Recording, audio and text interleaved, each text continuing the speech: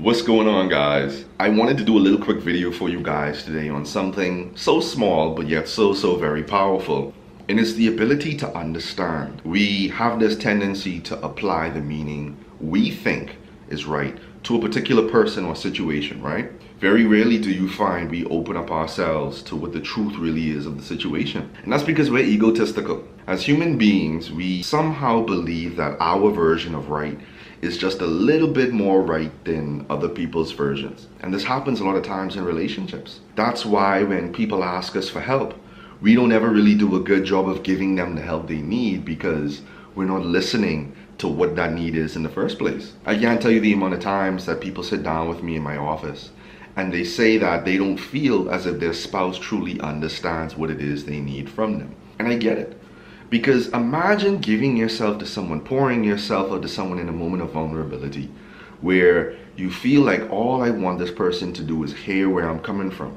But before you could finish talking about what you're talking about, they already have a solution. They don't even put their foot into your shoe to appreciate a lot of what it is you're trying to say. This is how you can actually offend your spouse and cause them to feel so alone in a relationship. Imagine that. Why is it that I have to go to my friends to get understanding? Why is it that I can't come to you as my spouse and get that understanding in the first place? Because you have to die to yourself, people. When I say die to yourself, you have to make sure that every single day you realize that this person who I am involved with is different than me. What's easy for me to get and understand may not be easy for you to get and understand. What's easy for me to help and figure out may not be easy for you to help with and figure out. These differences in relationships aren't wrong, you know. They're just different.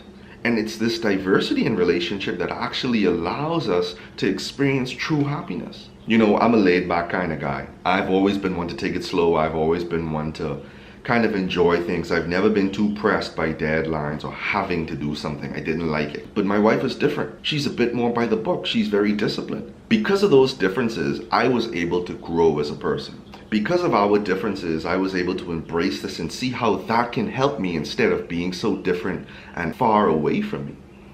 I think because we try to find people who are so like us, we don't ever get the opportunity to truly grow. And in relationships, you don't want to be with anybody who is exactly like you. That's boring. Imagine if you're lazy and you get involved with a lazy person. Who is going to push you to grow? Who is going to encourage you to do different things? Imagine if you're anxious and you get involved with an anxious person.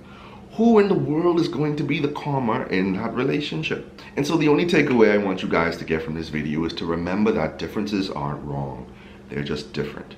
Let's try to seek first to understand others before we seek to be understood personally. As always, I love you guys, man. Take care. Like and share this video because someone out there needs this message too. Y'all take care.